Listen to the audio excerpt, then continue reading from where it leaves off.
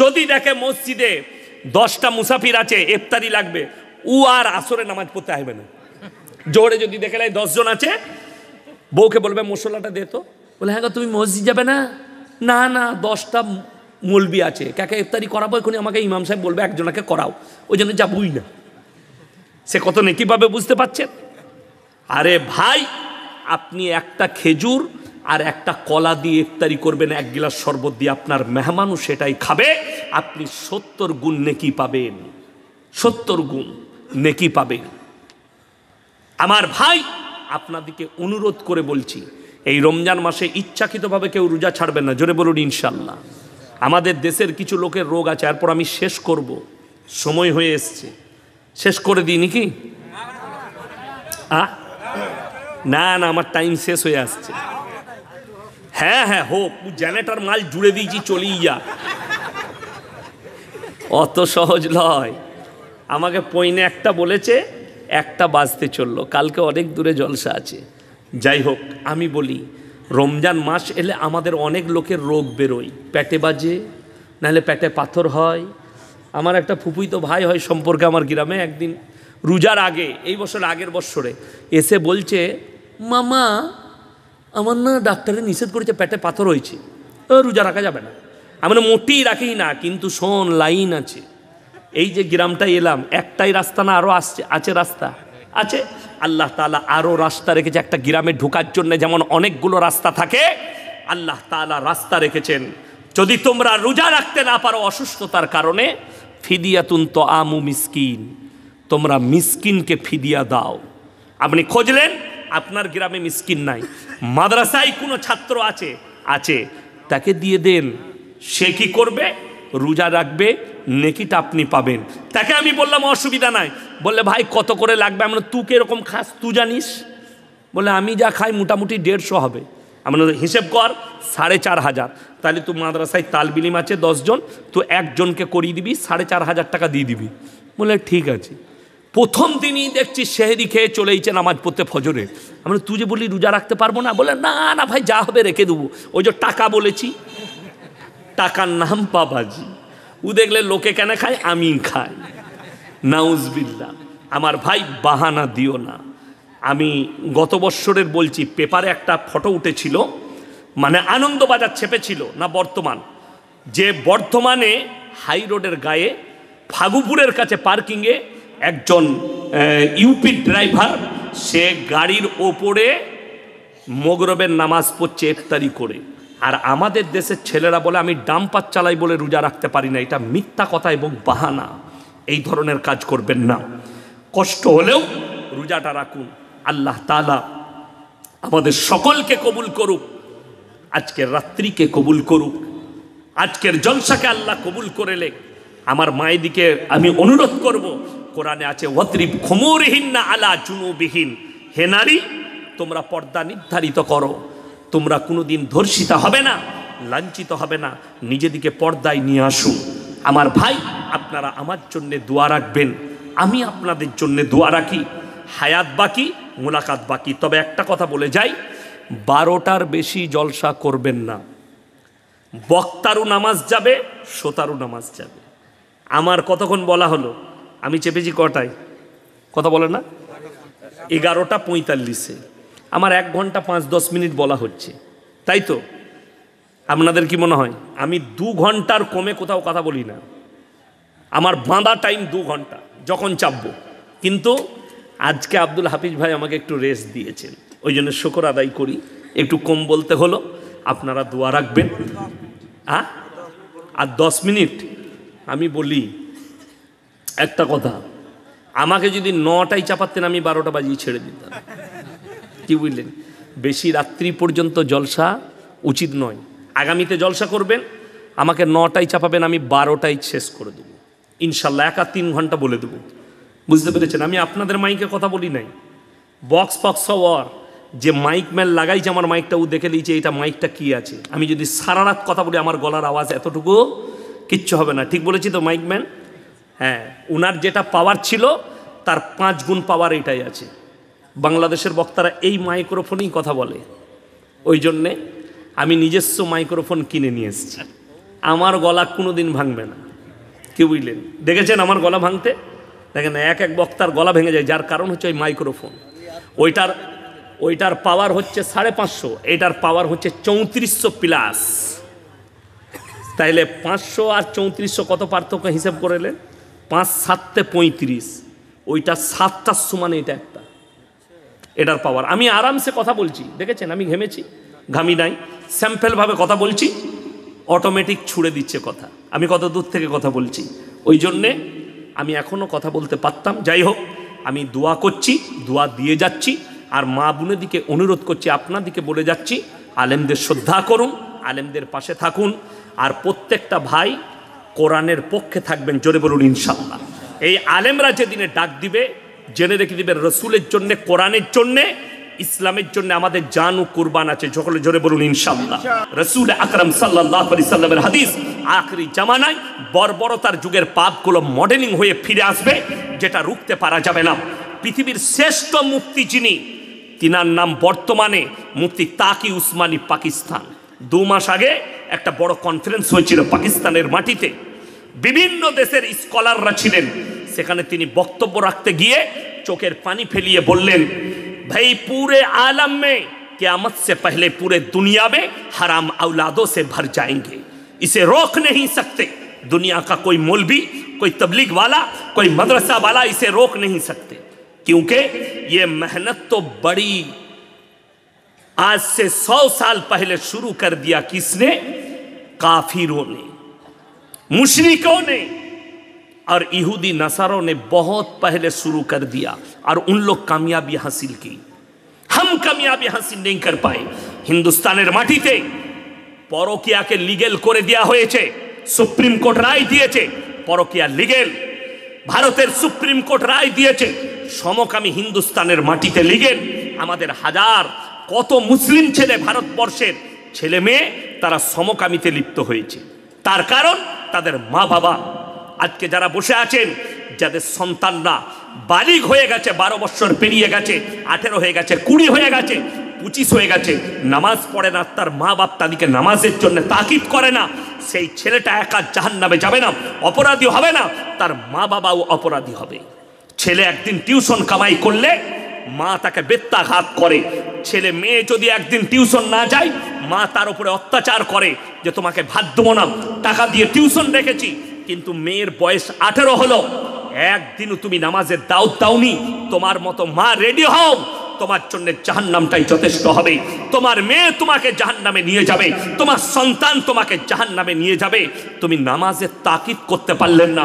মুসলমান দাবি করছে হারামখোর, অথচ নামাজ পড়ে না। মুসলমান দাবি করছে, অথচ আলেমদের বিরোধিতা করে, কোরআনের বিরোধিতা করে। আপনি তাকে মুসলমান কি করে ভাবলেন?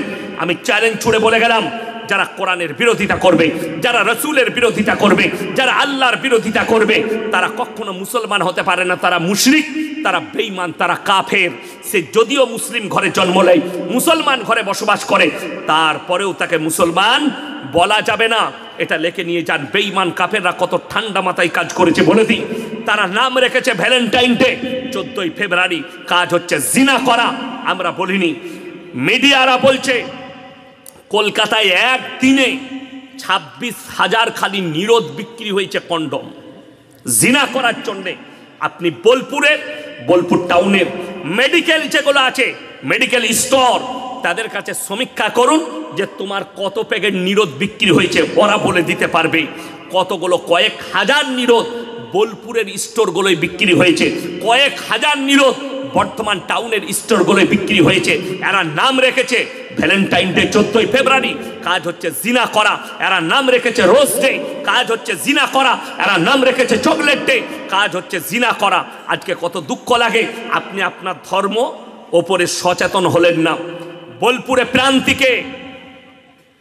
প্রান্তিকে সব থেকে বেশি দামি রং খেলাটা হয়, হোলিটা হয় প্রান্তিকে, এবং সেখানে যদি 5,000 ছেলে মেয়ে থাকে, 2,000 খালি মুসলিমদের স্টুডেন্ট থাকে, ছেলে মেয়ে। এটা আমি চ্যালেঞ্জ ছুড়ে বললাম।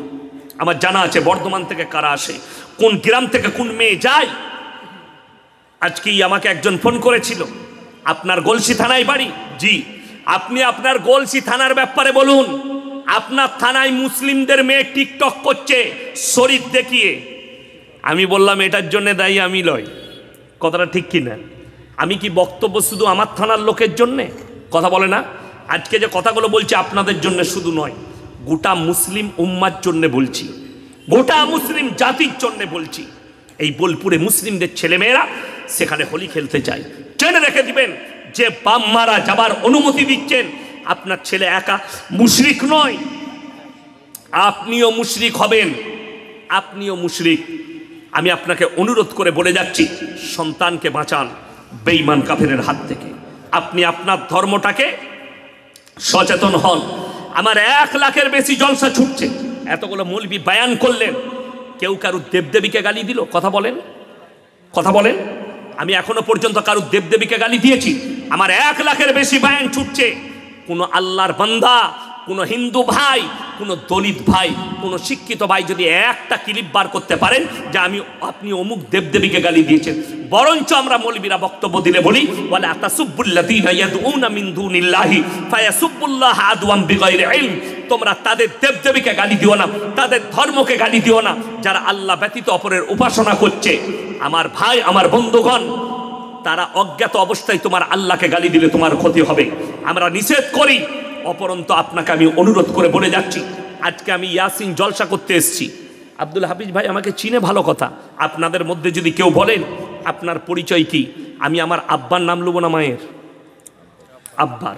আমি যদি আব্দুল হাফিজ ভাইকে বলি আপনার ফুল পরিচয় কি, উনি ওনার বাপের নাম বলবেন না মায়ের? বাপের। বাবা যদি কারো মারা যায় তাও কি বলে আমি মৃত অমুকের ছেলে, ঠিক কিনা? মায়ের নাম কেউ লাই না। কেন? আল্লাহ তাআলা ইনসানের যে পরিচয় ঘটিয়েছেন এটা বাপের তারা। আপনাদের এখানে ছাগল আছে না নাই? আচ্ছা, ছাগলের ছানা হলে পাঁটার ছানা বলেন না ছাগলের? হাসছেন, কার ছানা বলেন? ছাগলের। গায়ের বাচ্চা হলে ষাঁড়ের বাচ্চা বলেন না গায়ের? গায়ের বাচ্চা। আল্লাহ তাআলা জানোয়ারের পরিচয় ঘটিয়েছে মায়ের দ্বারা, আর ইনসানের পরিচয় হচ্ছে বাপের দ্বারা। বেঈমান কাফেরদের মেহনত শুনেলেন, এদের মধ্যে আর জানোয়ারের মধ্যে যেন কোনো ফারাক না থাকে। লন্ডন, আমেরিকা, জাপান, জার্মান, উত্তর কোরিয়া, দক্ষিণ কোরিয়া, ব্রাজিল, অস্ট্রেলিয়া, স্পেন, যতগুলো বেঈমান কাফের দেশ আছে তারা তাদের পার্লামেন্টে পাশ করিয়ে ফেলেছে, এরপর থেকে যতগুলো বাচ্চা পয়দা হবে তারা যদি ইচ্ছা করে মায়ের পরিচয় বাঁচতে পারবে। মা জিনা করবে, যে বাচ্চা পয়দা হবে তার বাপ প্রয়োজন পড়বে না, তার বাপের পরিচয় নয় মায়ের পরিচয়ে বাঁচবে। তাদের মধ্যে আর জানোয়ারের মধ্যে কোনো ফারাক থাকবে না। আর আল্লাহর কসম খেয়ে বলছি, ইসলামে হারাম করা হয়েছে কোন জিনিসকে? ওয়ালা তাকরাবুজ জিনা ইন্নাহু কানা ফাহিশা ওয়া সা সাবিলা। ব্যভিচার করা তো দূরের কথা, যে রাস্তায় ব্যভিচার হয় সে রাস্তার ধারে পাশে তোমরা যাতায়াত করো না। বর্তমানে সব থেকে দামি পতিতালয় এগুলো হচ্ছে পার্কগুলো। একটা টাউনে পার্ক করা হয়েছে, আমভাবে জিনা চলছে। রাসূল আকরাম সাল্লাল্লাহু আলাইহি সাল্লামের হাদিস, কিয়ামতের পূর্বে রাস্তাঘাটে এরা কুকুরের মতো জিনা করবে। কষ্টটা কোথায় বলে দিই, আপনি শুনে যান, আপনার দিমাগ খুলে যাবে। আমরা যে দেশটায় বাস করছি তাদের পরিকল্পনা, মুসলমানদের যেটুকু ইমান বেঁচে আছে এই মৌলবীদের কারণে বেঁচে আছে, এই মাদ্রাসা মসজিদের জন্য বেঁচে আছে। এইগুলোকে গুঁড়িয়ে দাও, এদের ইমানকে আরো তাড়াতাড়ি ধ্বংস করা যাবে। জলসা বন্ধ করে দাও, ইমান ধ্বংস হয়ে যাবে তাড়াতাড়ি। এটা কাদের প্ল্যান? বেঈমান কাফের মুশরিকদের। তা না হলে বলে দিই, মুসলমানদের মেয়ে হিজাব পরে বোরকা পরে স্কুলে গেলে, কলেজে গেলে তাকে কেস লড়তে হয় কোর্টে গিয়ে। আমি ভারতের সুপ্রিম কোর্টের কাছে জানতে চাই, ভারতের কোর্টগুলোর কাছে জানতে চাই, যারা জজ সাহেব বসে আছে হিন্দুস্তানের মাটিতে কুম্ভ মেলায়, অমুসলিম ভাইদের অনেক ন্যাংটো সাধু ঘুরে বেড়াচ্ছে, তাদের কাছে লোকে আশীর্বাদ নিচ্ছে। ঠিক বললাম না ভুল বললাম? যাই হোক, তিনারা তিনাদের ধর্ম পালন করছেন, আমি জানি না, আমি কুর্তি করছি না, কিন্তু কষ্টটা কোথায় জানেন? একটা ধর্মের মানুষ ন্যাংটো হয়ে সাধু সেজে ঘুরবে, সে তার ধর্ম পালন করছে, কিন্তু একটা মুসলিমদের মেয়ে নিজের শরীরকে ঢাকলে তাকে কোর্টে কেস লড়তে হবে। দুঃখটা এই জায়গায়। সুযোগ কে দিয়েছে? আপনি দিয়েছেন। আপনাকে যদি জিজ্ঞেস করি, ইলামবাজার টাউনে আপনি যদি সকালবেলায় যান আর আপনার বাচ্চার লেগে চকলেট কিনতে যান, চকলেটটা যদি কাগজ থেকে বার করে 1 টাকা দামি চকলেট প্লেটে করে কেউ বিক্রি করে, সেই চকলেট কিনবেন? কথা বলে না? চকলেট আপনি কিনবেন না। কেন? এতে মাছি বসেছে আর ময়লা পড়েছে, আপনি ওই চকলেট কিনবেন না। ওই চকলেটটা খুলে বিক্রি করার কারণে আপনার ইজ্জত নষ্ট হয়ে গেল। একটা 1 টাকা দামি চকলেটের ইজ্জত আপনার কাছে আছে, কিন্তু আপনার বিটির ইজ্জত আপনার কাছে নেই, আপনার বিবির ইজ্জত আপনার কাছে নেই, আপনার মায়ের ইজ্জত আপনার কাছে নেই। ইলেম বাজারে কেউ যদি কলাগুলো ছিলে বিক্রি করে, সেই কলাগুলো আপনি কিনবেন? কেন কিনবেন না? তার কারণ একটাই, মাছি বসেছে, ধুলো পড়েছে, এটার দ্বারা ক্ষতি হতে পারে, তার ইজ্জত নষ্ট হয়ে গেল কলা ছিললে। আর তোমার মা বেপর্দা ভাবে ঘুরবে, তোমার বিটি বেপর্দা ভাবে ঘুরবে। বেঈমান কাফেরদের মেহনত তো এইটাই। রাসূল আকরাম সাল্লাল্লাহু আলাইহি সাল্লাম বললেন, তোমরা পুরুষরা টাকনুর ওপরে কাপড় পরবে, বেঈমান কাফেররা যতগুলো প্যান্ট তৈরি করছে সব টাকনুর নিচে। ঠিক বললাম না ভুল বললাম? কিনতে যান ইলম বাজারে, প্যান্ট পরছে টাকনুর নিচে, একদম এইখানে ঝুলে আছে। আমি গত বছরে মুম্বাই যাচ্ছিলাম, তো আমার ফ্লাইটের টিকিট ছিল, তো আমি মনে মনে চিন্তা করলাম ভাই তাড়াতাড়ি যাই। আমি বোর্ডিং পাস করাচ্ছি, দাঁড়িয়ে আছি, তো আমার সামনে একটা বিহারিদের মুসলিমদের ছেলে এমন একটা প্যান্ট পরেছে, পেছন থেকে দেখে মনে হচ্ছে খুলে পড়ে যাবে। আমি বললাম ভাইয়া থোড়া উপর করো, পিছে গড়বড়ি হয়ে যায়গি। সে আমাকে বললে হজরত ये डिजाइन है। মানে সালা ऐसा भी डिजाइन का पैंट निकल चुका है। তো আমি চিন্তা করলাম, এই ছেলে যদি এই প্যান্ট পরে মসজিদে নামাজ পড়তে ঢুকে, তার পেছনে যদি কেউ থাকে, ও তো সিজদায় গেলে পেছনে যে আছে তার নামাজ হবে না। কেন? এই তো আলী বাবার গুফা দেখতে পাবে, নামাজ একবারই শেষ। বেঈমান কাফেররা চেয়েছে, কাজ হয়ে গেছে, এরা এই প্যান্ট পরছে। মহিলাদের জন্যে টাকনুর নিচে কাপড় পরতে হবে, রাসূল বলেছেন। আর বেঈমান কাফেররা সালোয়ার বার করেছে, প্রত্যেকটা মেয়ে এইখানে কাপড় পরছে। ঠিক বললাম না ভুল বললাম? স্বামীর মোটরসাইকেলে যাচ্ছে, বাপের মোটরসাইকেলে, গার্লফ্রেন্ডের মোটরসাইকেলে, এইখানে আবার অনেকজন কালো সুতো বেঁধেছে। বলছে এটা কেন বেঁধেছিল? বলে লজ্জা লাগবে না, গলায় বাঁধলো, মরবি না। কে বুঝাবে এদিকে? এই সমাজটা অর্ধেক শেষ করেছে কারা? মায়েরা। হাদিসুন নিসাই। গত বছর মুর্শিদাবাদের রেজিনগরের একটা ছেলে ফোন করে বলছে, হুজুর আমাবস্যার রাতে কি বিয়ে করা যাবে? আমরা কেন রে? বলছে আমার দাদি বলছে যাবে না। আমরা দাদির ফতোয়াটাই মান করি না, কালো ছেলে হবে। কি বলবো? অন্ধকার আমাবস্যার রাতে কালো ছেলে হবে, বিয়ে করি না। এ আজিব আজিব ফতোয়া। রবিবার বাঁশ কাটতে নাই, ফতোয়া কার? বলে ফুপুর না হলে দাদির। আল্লাহ মাফ করুন। সবাই নিয়ত করুন তো রমজানের 30টা রোজা রাখবো, জোরে বলুন ইনশাল্লাহ। আর একটা কথা বলে যাই লাস্টে, 3টে পৃথিবীর লোক তোমার কাছে হাত পাতলে জীবনে ফিরাবেন না। আমাদের সমস্যা কি জানেন? মাদ্রাসাওয়ালারা এলে অনেকজন অপমান করতে চায়, ভিক্ষুক এলে অনেকজন অপমান করে। আপনারা মনে করছেন ইলেমবাজার থানায় অনেক মাদ্রাসা আছে, অনেকজন বলে তাহলে এত মাদ্রাসাওয়ালা রোজ আসছে, কত দিবি বল দিগিনি? জেনে রেখে দিবেন, এখনো পর্যন্ত ইলেমবাজারে ইলমের দরজাটা খোলা আছে বলে আপনারা অনেকটা বেঁচে আছেন। আমার বর্ধমান টাউনে গেলে বুঝতে পারবেন, আপনি কলকাতা টাউনে গেলে বুঝতে পারবেন যে কি বর্বরতা চলছে। এই আলেমরা এলাকায় গ্রামে গ্রামে আলেম হাফেজ আছে বলে অনেকটা বেঁচে আছেন। আরও মাদ্রাসা পারলে করুন, পাড়ায় পাড়ায় মক্তব করুন, ছেলেদের ইমানকে বাঁচানোর জন্য, মেয়েদের। ফালিল ওয়ালিদাইনি ওয়াল আকরাবিন, তোমার কাছের গরিব যদি হাত পাতে তার হাতকে জীবনে ফিরাবে না। সকলে জোরে বলুন ইনশাল্লাহ। 1 টাকা যদি দান করতে পারেন, আপনি মনে মনে আল্লাহর কাছে কাঁদবেন, মসজিদে গিয়ে নামাজ পড়ে বলবেন, আল্লাহ গো তুমি আমাকে দেনেবালা বানিয়েছো, আমাকে হাত পাতনেবালা বানাওনি। আপনি যার হাতে দিচ্ছেন তার দিকে তাকিয়ে ভাববেন, ব্যক্তিটা আমি, দেনেবালা ওই ব্যক্তি। আপনার চোখ দিয়ে পানি আসবে। কেন? যাকে দেখছেন ওই হালতে, আমার আল্লাহ চাইলে পৃথিবীর শক্তিশালী ব্যক্তিকেও হাত পাতাতে পারে। পারে না? পারে না? যদি যাদের মনে হচ্ছে হবে না, তাদেরকে একটা দলিল দিয়ে যাচ্ছি। বাংলাদেশের প্রধানমন্ত্রী লাইভে এসে কাঁদছে, আমাকে ফাঁসি দিয়ে দাও। যে লোকটা আয়না ঘরে হাজার হাজার লোকের জানকে কতল করে দিয়েছে, সেই লোককে আল্লাহ রাস্তায় নিয়ে এসছে। ওয়াল ইয়াতামা ওয়াল মাসাকিন, এতিম আর মিসকিন যদি হাত পাতে, তার হাতকে জীবনে ফিরিও না। ওয়াবনা সাবিলি ওয়ালা তুবাদ্দিত তাবদীরা। আর মুসাফির যদি তোমার গ্রামে আসে তার ইজ্জত করো, আল্লাহ এই তিনজনের দোয়াকে কবুল করে লাই। জোরে বলুন সুবহানাল্লাহ। মুসাফির এসছে, কোথা থেকে এসছেন? মাদ্রাসা থেকে, অমুক মাদ্রাসা থেকে। আচ্ছা ভাই থাকুন, আমার বাড়িতে শরবত খাবে। আমাদের দোষ কি বলুন তো?